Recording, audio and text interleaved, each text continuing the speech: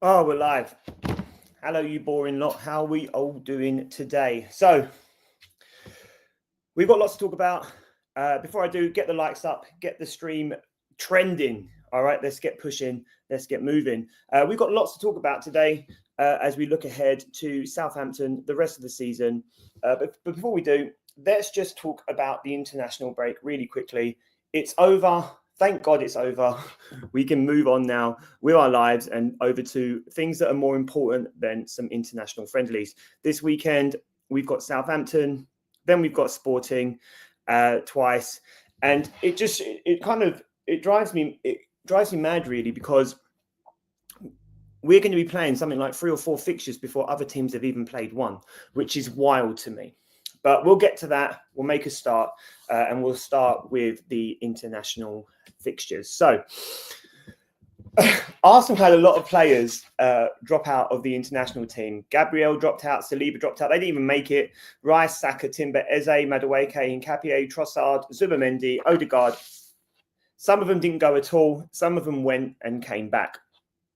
It's wild to me, really, because there was so much noise about this Arsenal team bringing so many players back. And I kind of want to squash this to begin with. 4 of those players didn't even go. Gabriel, Saliba, Eze, Odegaard didn't even make the flight. Saka and Rice were sent home, and then the rest were too. Arsenal don't have jurisdiction once they go. The international coaches, physios, whatever, looked at them and gone, these guys are too tired. We need to make sure that we are sending them home. They need to get rest. The internationals coming up for the World Cup are so much more important. We're not going to play those players now. Big up, Chris. Thank you very much for being here, my friend. Appreciate you, man. So I kind of want to take a little bit of it with a pinch of salt, really, because as much as these players were being sent home, I don't think you can say that's an Arteta card or that's an Arsenal card. You can look at it and say maybe that Arteta has overplayed these players to the point where the physios don't even want to touch them. And I think there's a fair case for that. But to say that Arsenal were withdrawing their players, I think is a fallacy or a fantasy. But I think the bigger question we need to be asking ourselves here is, if they are being sent home, what if these players are actually injured? And that's also a concern, because we've got so many big fixtures coming up, especially with the quarterfinals of both the FA Cup and the Champions League. Those are games that we want to be going deep in, or they are competitions that we want to be going deep in, so that we can, have the opportunity to lift as many trophies before the end of season as possible. So what have we got here? Chris, lots of players for other clubs have withdrawn. It's not just Arsenal, but that's what the media want to do. Media has agenda against you lot. To be fair, Chris, you're preaching to the choir here. You're a Liverpool fan, aren't you, Chris? Is that right? But yeah, I think you're preaching to the choir a little bit. I think that the media is quite hot on this, and they're fully aware that Arsenal equal impressions, because Arsenal fans are some of the easiest to rile. And we do kind of bring that on ourselves, I think, we are so easy to wind up. At the same time, though, other fans love to add to that. So I think that there's this kind of constant narrative around Arsenal, because it equals clicks and it equals reactions. And there's just always so much noise around Arsenal. Thank you very much, Mr. Darkside. Yeah, 69. I thought it moved to 70. Someone must have unscribed. But yeah, no, we were on 70. Maybe we're down to 69 again, but that's okay. That's a good number, isn't it? We all like the number 69. But yeah, so I think the bigger question here is, what if some of these players are actually injured? And I think that's a worry for us, because we're going to need some of these players for the run-in. The only thing I would say is resting some of these. I think there is an element of what do you prioritize here? For me, I'm a Premier League fanboy. I want to see Arsenal win the Premier League. Anything else is amazing on top of that. So if Arsenal were to win the FA Cup, or were to win, if they won the Champions League, we're talking about a generational season. But in terms of what's realistic, it's probably the Premier League. And so perhaps having some of these players injured or rested isn't the worst thing that can happen, because it gives us a good stead to be ready for Bournemouth, which is it's so big, because we could be 12 points clear of Man City before they play again. And I appreciate that they'll have 2 games in hand, but you always want the points on the table. I keep saying that we're not really 9 points clear of City. We're 6 points clear of them. because they've got a game in hand. But the reality is we still have the points on the board. And at this point in the season, as Alex Ferguson used to say, points on the board is so important. And just to come back to your point about the media narrative, Chris, I also think that this is, like you said, it's a tale as old as time. Alex Ferguson was doing this as early as the 90s. So it's not like this is an Arsenal thing. And I also, and like I said before, I kind of maintain it. And Shane the Gunner was saying this, he was spitting these bars last week. The physios were looking at these players and go, no, this player's knackered. We need to get rid of him. Like, we need to send him home because there's no way he can play for us. What's this one from Chris? Big up, Chris. As you said, it's up to international coaches anyway. Exactly. The international coaches are going, no, we can't touch him. And actually, if we play him, we're risking him of injury, which I think might say a lot of Arteta and his ability to balance his team. But that's, I think, I was thinking about this, and I was thinking about why does Arteta not rotate the players enough? And I think some of it is that he's got so caught up.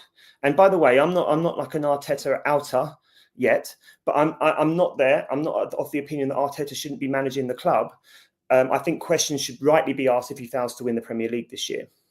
I think what Arteta has got so caught up in his systems and the repetitiveness of those systems that the football has almost become like muscle memory for the players.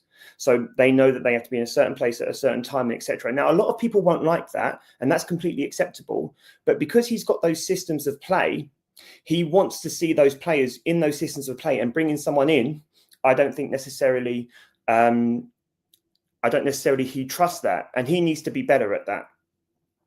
But that's something that if he does get the Premier League over the line, he's going to have to do better next season, because there is no way that you can be renewing the contract of a coach whose contract expires in 2027 if the football is going to stay the same. So I think that that's something that matters, because Arsenal fans aren't going to stay that patient for that long, are they? You know, there's already a large portion of the online community anyway, or the streaming community, who are fed up with Arteta and what he's doing, and I think there is a case for that. I don't necessarily go full sway with it, but I do think there's a case for it. And if people are going to give Arteta more of a chance going forward, or perhaps forgive him somewhat, then, that's going to have to be better next season, because people don't want to keep watching what they're watching right now. They could stomach it, I think, if it means the Premier League, but if it doesn't, then I think people are going to fall short, and that'll be the end of Arteta, because I just don't see how they can renew the contract in 2027, despite the rumours of a 6-year contract on the table. Big up, Darkside. Good to see you, my friend. Thank you as always. Would you like to see Wenger as England manager? Well, I mean, it will be pretty football. It will be good football to watch. I think defensively we'll be massively vulnerable. But in terms of it would be quite interesting to see him deploying, a target man in Kane with all these ticky-tacky footballers around him. You can imagine the likes of Foden, Saka, Rodgers at Aston Villa, and then insert anyone else, Anthony Gordon. All these players who could perhaps play around Kane would be quite exciting. Then you've got your anchors in Rice and maybe a Wharton or someone like that. It would be exciting football. I don't necessarily know if he'd get the big one over the line though. Darkside, are you having him? If you are, tell me why you're having him as England manager. I'd like to see it. Chris, big up, Chris. Thank you, my friend. If it was Southgate still at England, he would risk his injured players. With Tuchel, he said to them, "You're not playing, not fit enough." I absolutely agree. There's been a lot of slating actually of Tuchel in the past week for playing these players, and I think it's premature. He's looked at them and gone, "Right, I'm listening to my physios. You're going home." How many times were we moaning that Saka was playing when he shouldn't have been playing under Southgate? This guy needs a rest. He shouldn't be playing right now. And then all of a sudden, that's not the narrative anymore, and Saka's a bad guy. I'm not having it. Tuchel has put his big boy trousers on. He's behaving like a big boy coach, and he's gone, "Nah, you guys aren't playing for me." And I think that's absolutely, right. Thank you, Chris. Can't judge England on relevant international friendlies once again. The media ready to have dig at Tuchel because he's German. These same English celebrate jubilees for a German-born family. I mean, well, don't get me started on the Royals, but you're absolutely right. I just think that it's a case of Tuchel Tuchel knows his own mind. He's not a yes man. The FA knew they were not employing a yes man when they employed Tuchel, so they knew what they were getting. And he's looked at this and he's gone, actually, this isn't pragmatic. This could cause an injury, which is going to affect my chances in the World Cup as well. He wants to win the World Cup. So he's not going to just play a player for the sake of it, is he? I think it's mindless jibber jabber because Arsenal equal clicks, Chris. Let me just talk really quickly about some of the other players for Arsenal who have shined for England, though, over the international break. MLS, Miles Lewis-Skelly, Nwaneri and Dowman all shine for England, all of them. And I'm so desperate to keep these players.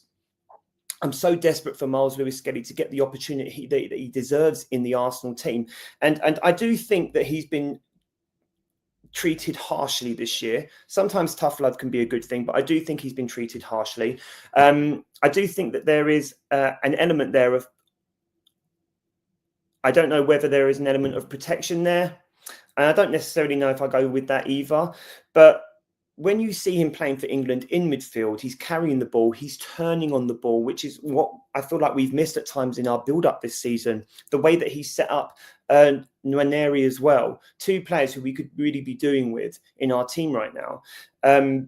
It is a hard pill to swallow. But, with that being said, we just have to hope that he makes the right decision in the summer and doesn't sell these players. The only other caveat I can have for that is if he does sell them, how much, and this is the question we've got to ask ourselves, if we sell either MLS or Nwaneri in the summer, how much do you think they are going to come back to haunt Arsenal? And I think that's an important question to ask, because when you look at some of the youth team players or the Hale Enders that Arsenal have sold in the past, how many of them you thought, oh, that's going to bite us in the arse? Right?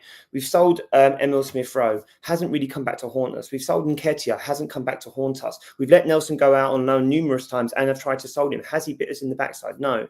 Iwobi, has he bit us in the backside? We're letting these players go and they haven't necessarily hurt us. And you might say they're not off the talent of MLS and Nwaneri. That's completely fair as well. Then if you look at then perhaps a team like Man City, who have let quite big youth team players go. Look at Cole Palmer, gone to Chelsea, been relatively successful, but not over the last 18 months. Can you say that he stopped Man City being successful? The answer is no. Man City have gone on and still won Premier League titles, have still won League Cups, have still won whatever, right? So are they looking at Palmer and going, oh, God, wish we had Palmer in the team right now? Probably not. And I'm saying that because Arsenal fans are truly sentimental about their Hale Enders, because I am too. We love our own, more so than perhaps some of these other teams, I would venture to say. But at the same time, we have to be looking at it at two sides. How many of these players have we sold that have actually hurt us? Probably none. And then the question needs to be, do you think the likes of MLS and Nwaneri will go on and haunt us? There is a central part of me that says absolutely they will. But then historically, you could look at some other clubs and that hasn't been the case. So I think there's a to and fro there.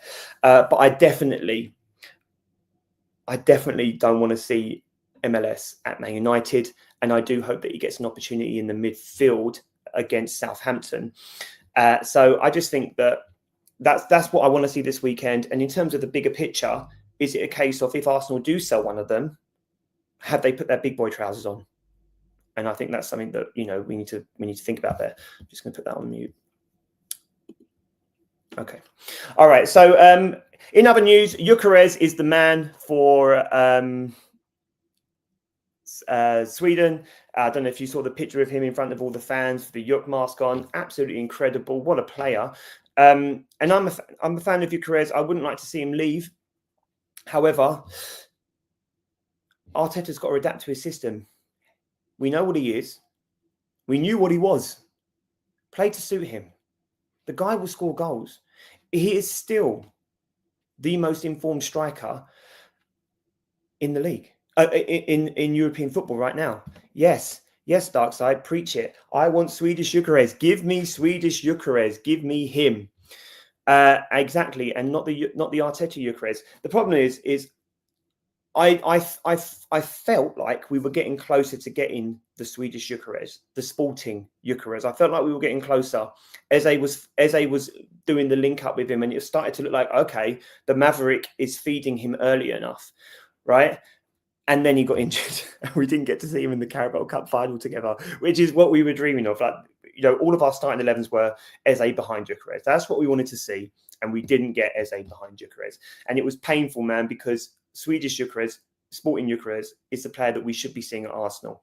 And, if Arsenal are going to win these trophies at the end of the season, if Arsenal are going to win the Premier League at the end of the season, it's going to be because Gyökeres is found on the pitch. He doesn't need to hit form. He needs to be found. And that's the difference. Gyökeres takes a lot of slander in the media. Actually, I don't think it's a Gyökeres issue. I think that the management needs to do better with the system for him. He doesn't need to ticky-tacky it around. He needs the ball at his feet in a good position, and he will do that. And Arsenal have the players to find him in those positions and do something good. So, that's something that he needs to be accountable for. He needs to do better. And then just to finish on the international before I move on, I've got a feel for Norgard and Calafiori. I feel for them. And particularly Norgard, who I feel like hasn't played enough football in general. So it would have been something to look forward to in the summer for him. Calafiori, I feel sorry for him to some extent, but at the same time, maybe having a rest over the summer isn't the worst thing that could happen to him. So, I think it's a bit of, case rare really for him. But let's talk about Zerbi to Spurs real quick. I honestly think this is quite a laughable appointment. I think it's one of my favourite things that have happened this week.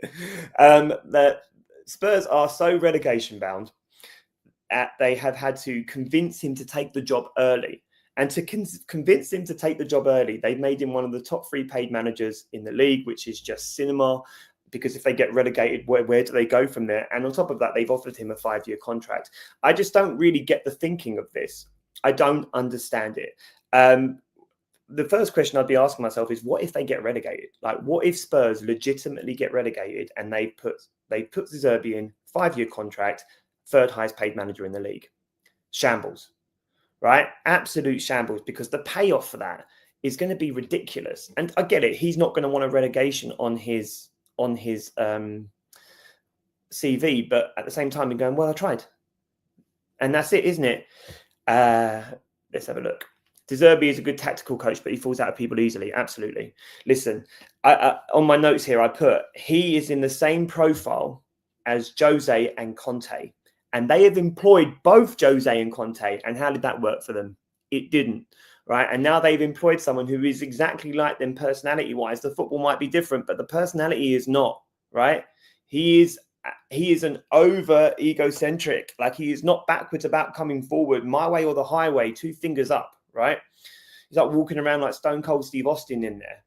Yeah. And he's going to be rubbing people up the wrong way. Do you think he's going to get on with Richarlison? Do you think they're going to be skipping around together? Never going to happen. I don't see it. I think that they are. I think they're in. I don't think it's a good appointment. And I agree with you, Darkside. If they get relegated, they are in so much trouble because the payments that they're going to have to do, the revenue that they are going to lose, the bloated squad they have that aren't worth much, and how many of them are? How many clubs are going to be queuing up to buy Tottenham players? Not many. There's a couple that you think, yes, the Van de Vens of the world could end up in Spain. Someone will buy Romero. I don't know why, but someone will. But after that, who are you buying? There might be a couple of promoted teams that might look at Solanke. Archie Gray looks half decent, but is he a top 10 player? Not at the moment. Conor Gallagher, that didn't work. Kudos will go anywhere and say that his heart beats whatever team that he's signing for. Like, they are a shambles. They are in so much trouble if they get relegated. And I just think that it's ridiculous, really. Hang on, let me just see what Chris is saying. What's up, Chris? I heard he's been given manager role, not head coach. So he's going to, yeah, exactly. Yeah, he's been given basically the keys, which is wild. They've given him the keys to the house. I just think it's I think it's crazy that they've done that, because he hasn't done anything to warrant that kind of responsibility yet. Right now, I'm not suggesting that he's a bad manager. I'm not saying that at all. I'm saying he's a specific type of profile of manager, and that has not worked at Spurs in the past. And just a couple of other things here that I think are kind of crazy. He has not won any of his first 4 or 5 games at Brighton or at Marseille. He does not have that kind of luxury of time at all. He needs to win his first game and then all of the other games. You know, like he doesn't have that kind of luxury of being able to go, well, you know, maybe I can work my system in. He doesn't have that. It's not going to happen. And then he doesn't last longer than 2 years. He hasn't lasted longer than 2 years at any of his previous clubs or any of his previous 2 or 3 clubs. So they've given him a 5-year contract, but exactly for what, I couldn't tell you, you know? And then the other thing that's upset a lot of Spurs fans is that a lot of them have been vocal in the past about the likes of Greenwood, about the likes of Partey, and how, you know, the clubs are shambles for being associated with those players. And then there's a lot of Spurs fans who are upset because, as far as they're concerned, he's a Greenwood sympathiser. And so that's a precarious situation as well, because that's going to be quite tentative. Now, I know that he's already apologised for that, but, you know, it's the type of things that people don't want to see from their clubs, but it's also the type of thing they don't want to have as ammunition against their club either. You know, as far as they're concerned, you know, people were calling him a scumbag 2 weeks ago, and now they're having to hold him as their manager. So, yeah. Chris, I don't see Zerbi staying in the Championship. I know he said he would, but take that with a pinch of salt. He will start throwing toys out 100%. As soon as he doesn't want to be there, he won't be there, will he? And we've seen that in the past. You know, we were so... As much as we didn't want to see Nwaneri go on loan, working with Zerbi and the style of football was palatable. And then he was gone. And why? The same with Brighton. Toys out the pram, on your bike, you know, or he was on his bike. He took himself on his bike. So, you know, I think it's going to be a disaster class, personally. I think it's going to be an absolute shambles. So I do feel for... No, actually, what am I talking about? I don't feel for anyone. I don't feel for them. It was a ridiculous appointment. They should have gone with someone who knew the club inside and out and was ready to die for the club. Zerbi is not ready to die for this club. They should have gone with a Sherwood. They should have gone with a Redknapp. They should have gone with a Ryan Mason, right? Someone who cares about if this club gets relegated. Zerbi is going to care about his profile and his pay packet if they get relegated and when he gets sacked. I personally don't think Greenwood's comments... So come into thinking for appointing manager, head coach. That's just my opinion. That's background noise. No, absolutely. That's not necessarily something that Tottenham, from a manager, you know, from a senior position, might be looking at. And I agree with you there. But the fans have been so vocal about the likes of Thomas Partey and Greenwood while he was at United that seeing... this is what I've seen when I've been scrolling through social media anyway. There are fans who are upset that he's been appointed because of those historical comments he made about Mason Greenwood being his son or something like that. So, you know, this is all I'm going off. I'm not speculating. It's not speculative. It's just what I've seen. And yeah, someone who knows Spurs would have got a positive feeling back and actually make players. Exactly. You know, it's difficult because someone like Harry, right, is romantic for the fans, but not for the players. They don't care who Harry Redknapp is. You know, like Richarlison is how old? And when was the last time that Harry Redknapp managed Tottenham? Over 20 years ago. And when was the last time he managed? Was it like 10 years ago? So you know, someone like Richarlison, maybe Conor Gallagher because he's British, but like some of these other players, I'm like, who the hell is Harry Redknapp? You're going to need someone like who is closer to the club more recently, who is retired, that players can get behind. And I haven't got an answer for that, but just as a off-the-cuff comment, let's say Luka Modric was retired and available. That's the type of... and was doing his coaching badges or something like that. He's the type of player that would walk in and people are like, oh, blimey, Luka Modric is here to save the day, right? I'm not saying that's who they should employ, but just as a comparison, that's the type of thing you want to look at. Someone who can come in and immediately have aura and fill the room, you know? So I think that's where they've got it wrong. Zerbi is charismatic, but he's not necessarily going to be reliable, is he? So, yeah, I actually think Spurs players are better than they are showing, but they are just not showing it. Well, yeah, Spurs have been out of form all season. They have, but they were this bad last year. Let's not pretend that this is just a fall off for this year. This has been a gradual thing. It happened last year. How much better did you expect it to be this year, realistically? They haven't got the squad and they don't buy well. But, you know, as far as I'm concerned, although you could maybe write off Van der Ven as a good player, I think he's probably the best player in that team. Other than him, they're basically where we were when we had, you know, Socrates and Mustafi. and Kolasinac. That's where they are. And they aren't coming through it. Arsenal came through it. And you don't look at Spurs and think, oh, they've got the ability to be able to come through this and be better. They haven't. And the outcome is going to be that they're going to be relegation candidates this year and potential candidates next year, because the history is there. This is 2 years on a row now. Do you see them finishing in the top 5 next year? When you've got Arsenal, you've got to think are going to be top 5 contenders again next year. You've got Man City, Liverpool, right? Man United are better. And then fighting it out are teams that are already better than them. Aston Villa, Chelsea. Where do Tottenham finish next year? Like, it would be a miracle if they finish in the top 5 next year. So, I don't know. I think it's a match made in absolute hell for them and heaven for everyone else. But say lovely. All right, let's move on. I'm going to talk about. I want to talk about next season really quickly, and this is about Arteta. I want to talk about Arteta as well. I've kind of mentioned it already, but if Arsenal, let's say Arsenal do win the league, so hypothetically, we're going to go on the basis that Arsenal are winning the league, or they have gone on to win the league. I just want to say, if Arsenal don't win the league, I think that is a question, that is grounds for dismissal for Arteta. I do like Arteta. I'm an Arteta fan. I'm not a fan of the football right now, but I'm working on the assumption that the football will improve once he's got this monkey off his back and gets the Premier League title over the line. You can argue with me about that if you like, that's fine.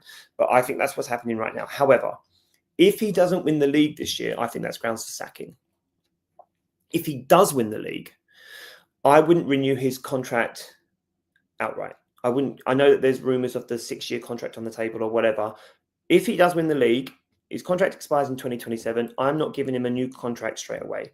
And the reason is I want to see what he's doing next season first, because if he's going into next season with a squad that has just won the league and repeating the same style of football, I don't think that that's acceptable.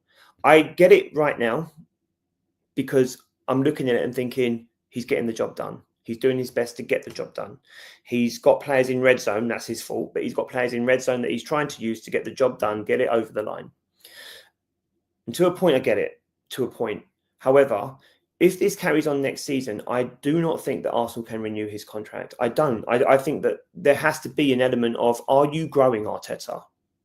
Are you developing? Because if you're not developing, you can't take these players to the next level, mate.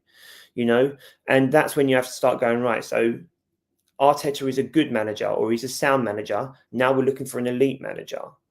And I hope that he has the capacity to become an elite manager. But if he wins the league this year, he needs to be able to demonstrate that next year with elite decisions and elite football. And if myself or Arsenal fans aren't seeing elite football, I don't see how they can renew his contract. Personally, there has to be an element of levels, and this level right now is acceptable because it's getting the job done. But next season, I don't see how you can do that again. So I think the style of football needs to improve.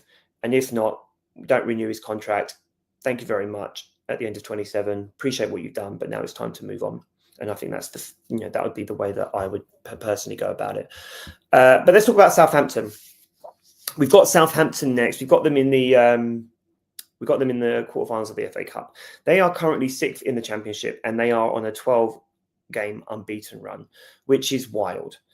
Southampton have done really well this year, and they're in line for the playoffs at the moment. Armstrong is on 11 goals, and Nazars is on 10 goals. So they are scoring quite comfortably as well. And they've got a goalkeeper on loan called Perez, who has really contributed to their run of the past 12 games and has helped them getting into those playoff places. So they're in a really good place. And by the sounds of it, they've got the 2 up front. They've got the goalkeeper at the back, strong spine through the middle. This is a team that are going to be able to give Arsenal a good game. And me personally, I'm still suffering from that 3-3 draw in 23-24, despite beating them both times in 24-25. Like, it hurts so bad drawing that game in 23-24 season when we should have been putting them to bed. So there's a bit of me that still is out for blood with that and wants to do justice to what happened against us in that game, because we should have done better. That's on us, but they are the cause for all of this as far as I'm concerned. Let's have a look. Chris, Oh, we're just jumping back quickly. All right, yeah. Arteta should rightly be judged on winning the league in end of season review. Don't win it after way other contenders have been performing this season. He should be sacked, in my opinion. This is exactly what I'm saying. If he can't get the job done now, then I wouldn't give him the keys to the club next season.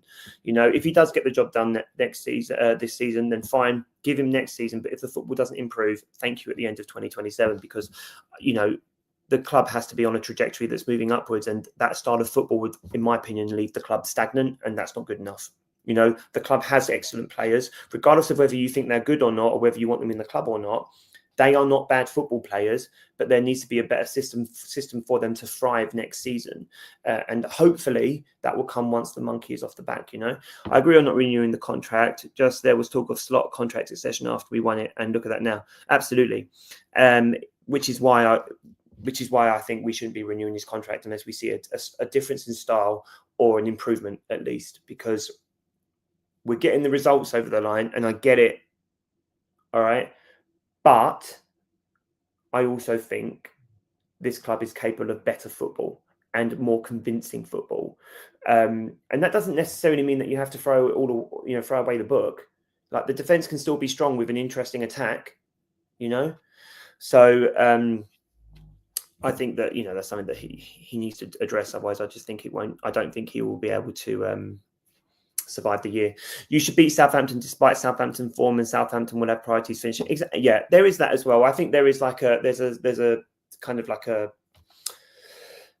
another narrative to this as well, isn't there? And actually, it's a replay of the 2003 FA Cup final where Arsenal won 1-0 via Perez and a Luzhny masterclass in defence. So, you know, there is history in this fixture for Arsenal and Southampton, but I also agree with you. Southampton may have an eye on, okay, this is great, but this FA Cup run will also have an impact on what we're doing in the league, and the league has to be our priority because we need to be back in the Premier League where the money is. So I agree with you.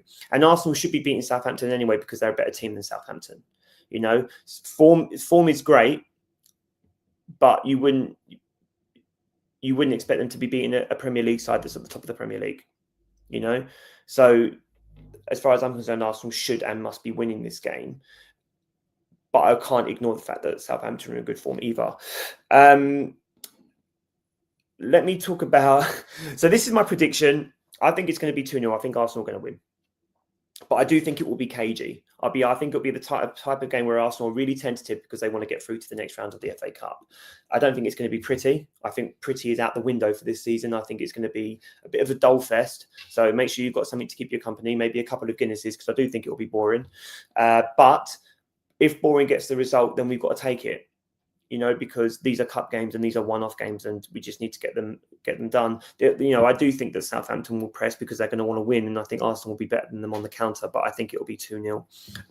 And the team for that is as follows. So this is my predicted lineup. I'm going to go Raya in goal. I just don't think he'll play Kepa. I hope he doesn't play Kepa. I hope he goes with his best goalkeeper. Raya also didn't play in the international break, if I remember correctly, so I think it will be good for Raya to get some minutes. White, right back. Mosquera. Gabs, I think, will play. Calafiori. Norgard, I would love to see MLS in the middle. And then I think it will be Saka, Odegaard, Nelly, and Gyökeres. The only thing I will say is I think Madueke was in training, so perhaps he could play. But for me, I think this will be the starting 11. And I think that will give other key players a decent rest so that they can be ready for Sporting on Tuesday or Wednesday, I think. And then I think Bournemouth for the weekend after that, aren't they? So there's lots to go on, but I think that this is the right setup, and I think this will be the team that can get the job done. Chris, I appreciate you, man, putting on a 3-0 there. I'll take a 3-0. I just think that, you know, perhaps it's just me being traumatized as an Arsenal fan. I just think that... I think that it's going to be tougher than that, but hopefully it won't be. Hopefully we'll get it done nice and easy, and you know, it'll be a good fixture, and we can kind of enjoy it before Easter on Sunday.